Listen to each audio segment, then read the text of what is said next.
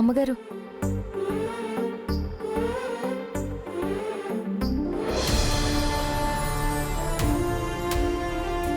గోపి, మనం వెళ్తుంది లాయర్ని కలవడానికి కాదు, షాపింగ్ చేయడానికి. అర్థమైందా? అర్థమైంది. నువ్వు ఇలా సైలెంట్గా ఉంటే కుదరదు. యాక్టివ్గా సమాధానం చెప్తేనే తాతయ్య వాళ్ళు నమ్ముతారు. చెప్తావుగా? మీరెలా చెప్తే అలాగే సింధుజాక్షి గారు. అందరి ముందు మీరు గారు అని పిలవకు. అలాగే.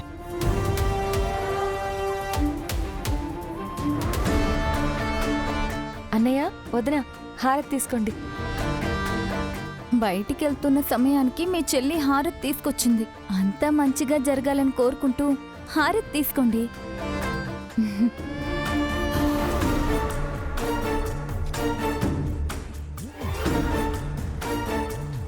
పొద్దు పొద్దున్నే ఎక్కడికి పయనమయ్యారు? ఏం లేదు లక్ష్మి, మీ అన్నయ్యకి సిటీ చూపించి వస్తూ వస్తూ షాపింగ్ చేసుకొని వద్దామని బయలుదేరాం. మీరు మాట్లాడండి, చెప్పండి.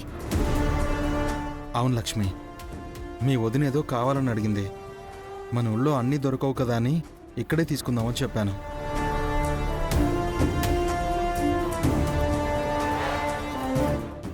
మీ వదిన తీసుకెళ్తుంది.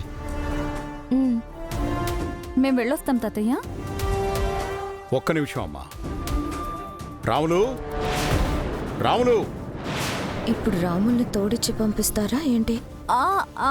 రాములెందుకు తాతయ్య? మిమ్మల్ని తీసుకెళ్ళాలి కదమ్మా. తాతయ్య, అది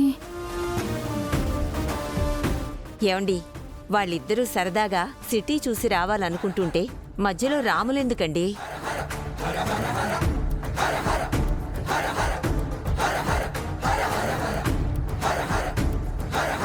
సింధుజాక్షికి కారు నడపడం వచ్చు కాబట్టి వాళ్ళిద్దరినే వెళ్ళనివ్వండి.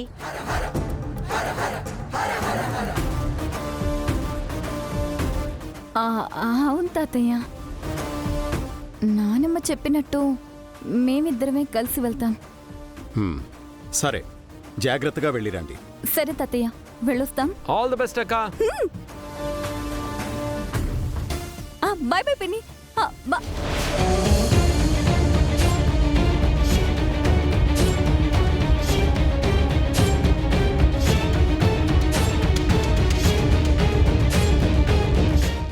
ఆల్ ది బెస్ట్ చెప్తున్నారేంటి మధు బాబు? ఆల్ ద బెస్ట్ థింగ్స్ కొనుక్కొని చెప్తున్నాను.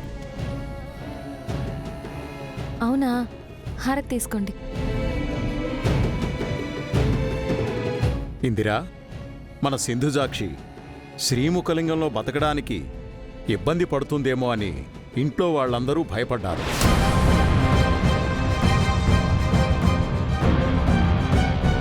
కానీ నేను నమ్మినట్టుగానే సింధుజాక్షి గోపితో సంతోషంగా ఉంది.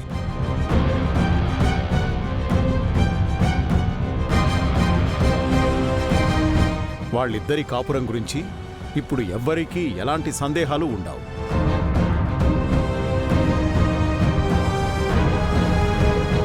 బాయ్ తాతయ్య. ఆగండి మధుబాబు, నాన్న వస్తున్నాను. పెద్దయ్య, మేము కాలేజీకి వెళ్ళొద్దాం. అలాగే అమ్మా. అమ్మా శ్రీలక్ష్మి, అడగడం మర్చిపోయాను, కళాశాలలో నీకే సమస్య లేదు కదా? అట్లాంటిదేమీ లేదు పెద్దయ్యా. ఒకవేళ ఎటైనా సమస్య వస్తే చూసుకోవడానికి మధుబాబు ఉన్నారు కదా. నా మీద ఈగ కూడా వాళ్ళెవ్వరు.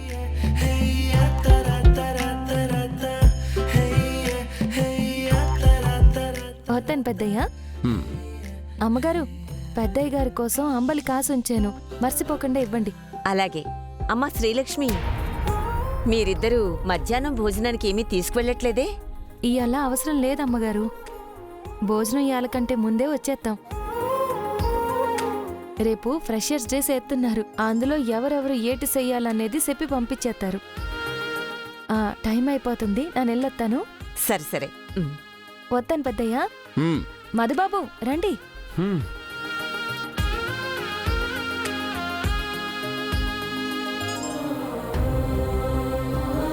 ఏమండి, నెమ్మదిగా వాళ్ళలో కూడా మార్పు వస్తుందిలేండి. మన ఇంట్లో అంతో ఎంతో మొండిఘటం మన సింధుజాక్షి. అదే మారిపోయి చక్కగా కాపురం చేసుకుంటుంది. వాడు ఖచ్చితంగా మారతాడండి. అలా అయితే సంతోషమే.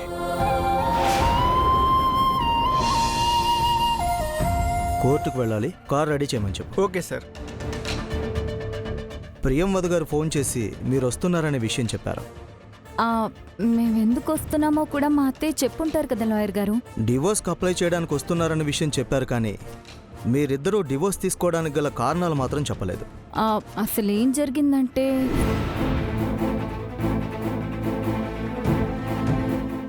ఏటైంది మధుబాబు? డైలీ పికప్లు డ్రాప్ల గురించి నీకు ఆల్రెడీ చెప్పాను కదా. మళ్ళీ ఏమైందని అడుగుతావు? దిగు. మీరు దిగమని చెప్పాక దిగుదామని.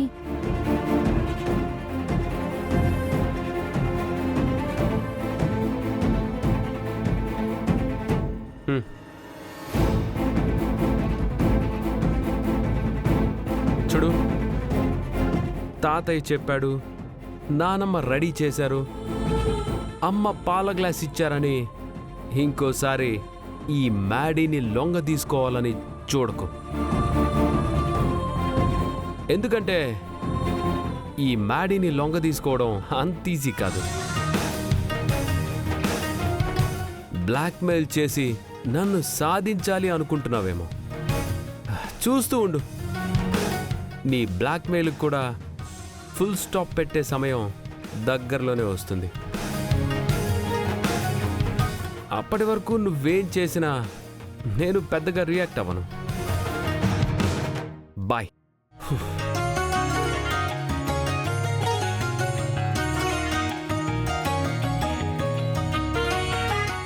ఈ ఆటో ఎప్పుడు వస్తుందో ఏటో. మీరేం చేస్తారో మాకు తెలీదు లాయర్ గారు. 6 నెలలు తిరక్క ముందే మా ఇద్దరికి డివోర్స్ వచ్చేయాలి. మీ పేరు గోపాల్ కదూ? అవునండి. చూడండి గోపాల్ గారు, వచ్చినప్పటి నుంచి మీ వైఫే మాట్లాడుతున్నారు, మీరేం మాట్లాడట్లేదు. ఈ డివోర్స్ని మీరు కోరుకుంటున్నారా? నన్ను చూస్తారేంటండి? ఇద్దరం మాట్లాడుకునే కదా లాయర్ గారిని కలవడానికి వచ్చాము. ఇప్పుడు లాయర్ గారు అడుగుతుంటే నా మొహం చూస్తారేంటి? చెప్పండి. అవును లాయర్ గారు, ఇద్దరం మ్యూచువల్ అండర్స్టాండింగ్తోనే ఈ డివోర్స్కి అప్లై చేయాలనుకున్నాం. లాయర్ గారు, మీరు నాకు న్యాయం చేస్తారనే నమ్మకంతోనే ఈ 6 months ఎలాగోలా గడిపేస్తాను. అన్నయ్య వదిన ఏడున్నారేటి? షాపింగ్కి వెళ్తున్నామని చెప్పి లాయర్తో మాట్లాడుతున్నారేటి?